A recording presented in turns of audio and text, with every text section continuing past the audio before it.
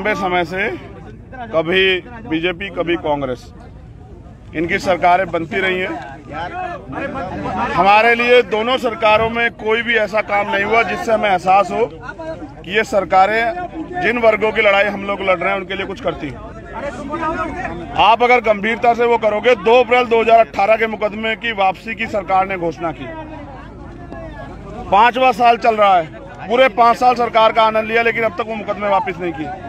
उसमें हमारे बहुत सारे कर्मचारियों मुकदमे हैं। तो हमें एहसास होता है कि जिस तरह से वो लोग हमारे समाज को धोखा दे रहे हैं, ऐसे ही ये वर्तमान की सरकार भी हमारे लोगों को धोखा दे रही है।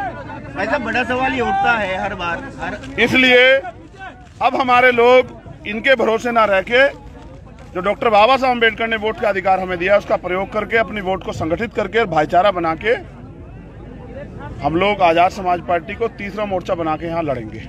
जमीन से लड़ता हुआ चंद्रशेखर आजाद अब आज हेलीकॉप्टर में उड़ने लगा है, क्या कहना चाहेंगे इसको लेकर? किसी के पेट में दर्द नहीं होना चाहिए कि अगर एक दलित का बेटा हेलीकॉप्टर में उड़ रहा है या एक जो है बहुजन का बेटा उड़ा है या हेलीकॉप्टर में बैठ के घूम रहा है तो किसी के पेट में दर्द नहीं होना चाहिए। अगर आप इससे बड़ा इशू सुनोगे तो वो ये है, जिस धरती पे मैं आया हूँ, जिन लोगों ने बुलाया, जिन्होंने वो हेलीकॉप्टर किया, उनको ये उम्मीद थी कि जब मैं नैनवा आऊंगा तो उनकी मांगों को उठाऊंगा। वो बात मैं आपके सामने रखना चाहता हूँ। नैनवा पहले विधानसभा हुआ करती थी, प्रिसिमन करके इसको विधानसभा का दर्जा इससे छीन लिया। यहाँ के लोग चाहते हैं कि विधानसभा बने। दूसरी बात, यहाँ टाइगर रिजर्व फॉरेस्ट बनाया, सैकड़ों बीघा जमीन जो है ना ओवरटेक की, सैकड़ों गांव वहां से विस्थापित हुए। अब जब उसका विस्तार होगा फिर सैकड़ों होंगे। मैं जानवरों के खिलाफ नहीं, लेकिन इंसानों के जानों से नहीं खेलना चाहिए। तीसरा, ये लोकसभा क्षेत्र जो है, ये तो संबोधन में आ गई, संबोधन में आ गई। आप तो शॉर्ट बाइट कर रहे हैं, वो आप अपने आप काट लेना, ये मेरा काम नहीं, ये आपका काम। नैनवा लोकसभा सीट भीलवाड़ा से नहीं जोड़नी थी, ये गलत नहीं सर। तो मंच पे अलग इनको मिलना चाहिए। हम अलग बात करना चाह रहे हैं। अपने कैमरे का प्रयोग करो। इनको चंबल का पानी इनको मिलना चाहिए। जो बुनियादी मांगे यहाँ की नैनवा की पूरी होनी चाहिए। अब आपने सवाल पूछते रहो, मुझे मेरी बात करने दो, बताओ। लेकिन बड़ा सवाल तो ये है कि यहाँ से जो स्थानीय विधायक और मंत्री है वो कहते हैं कि 15 सालों में जो विकास नहीं हुआ वो अब हो रहा है। मुझे लगता है यहाँ के सभी लोग बेरोजगार मिल गया होगा, सभी लोगों को। यहाँ अन्य अत्याचार नहीं हो रहा होगा। मैंने पूरी सरकार देखी, जितेंद्र मेघवाल के परिवार को न्याय नहीं मिला, इंद्र मेघवाल के परिवार को न्याय नहीं मिला, ओम प्रकाश रेगर के परिवार को न्याय नहीं मिला, कार्तिक भील के परिवार को न्याय नहीं मिला, और ज्यादातर लोग जिन्होंने अन्य अत्याचार किया है, जो हत्या में शामिल है, वो सरकार के लोग हैं। हेलीकॉप्टर वाली बात आपने कही, तो ये हेलीकॉप्टर यहाँ जो कार्यक्रम आयोजित किया इन्होंने करवाया? इन्हीं लोगों ने अपने मेहनत की कमाई जुटा के हेलीकॉप्टर से बुलाने का प्रोग्राम किया।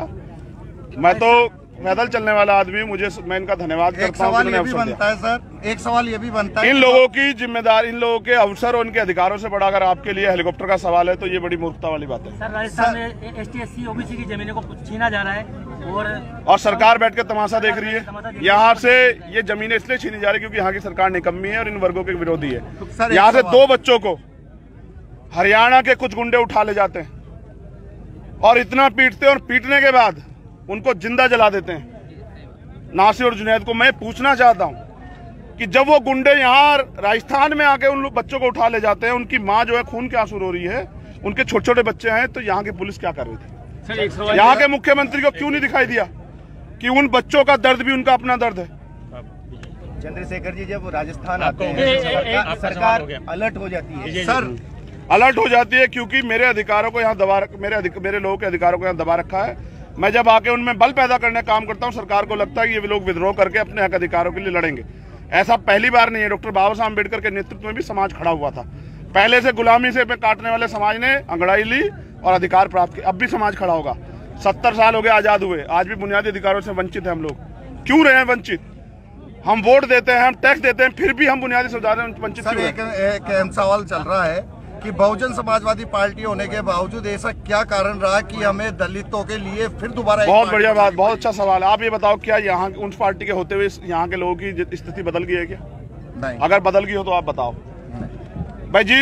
एक व्यक्ति और एक पार्टी के होते हुए इस समाज की स्थिति नहीं बदली तो समाज को कुछ ना कुछ तो करना चाहिए ना, नया कुछ करना चाहिए। अब आप ये भी सुनो, उनके 6 MLA जीते, 6 के 6 कौन सी पार्टी में?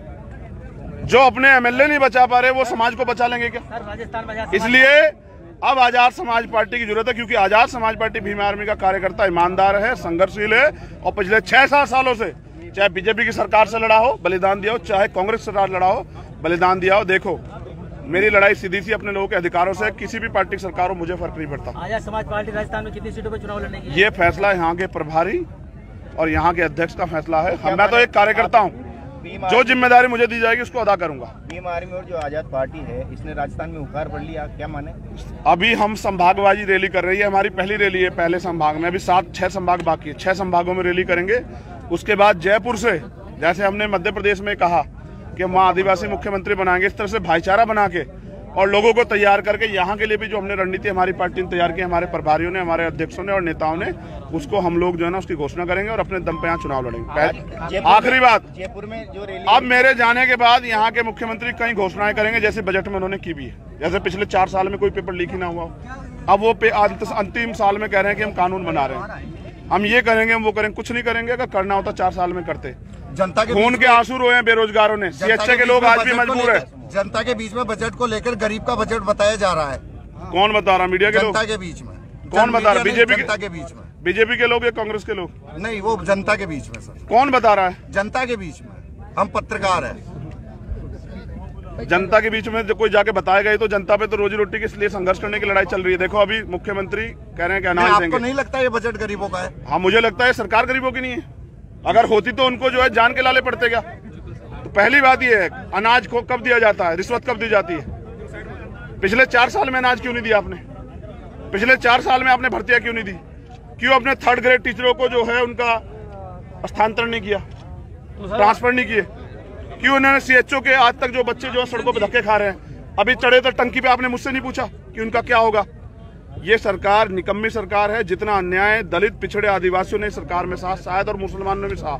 मैं तो बंधवा वोटर समझे जाने वाले मुस्लिम भाइयों को भी कह रहा हूँ कि जो आपके बच्चों की रक्षा नहीं कर पा रहे, उनके भरोसे मत रहो। आजाद समाज पार्टी का साथ दो और फिर देखो। अब आजाद समाज पार्टी का मुख्य उद्देश्य क्या है? सामाजिक परिवर्तन करना और जो सामाजिक और आर्थिक गैर बराबरी उसको दूर करना और भाईचारा पैदा करके कमजोर शोषित वर्ग जिनको अवसर नहीं मिले उनको अवसर देना। तो क्या सर ये मान लें कि आगामी विधानसभा चुनाव को लेकर आप अपने दम पे लड़ेंगे और मजबूती से लड़ेंगे और अपने लोगों को तैयार करेंगे। आज आपने देखा, लोग पैसे दे के लोग बुलाते हैं और यहाँ जो आया मोटरसाइकिल देखो कितनी संख्या में है, वो मेहनत से आया।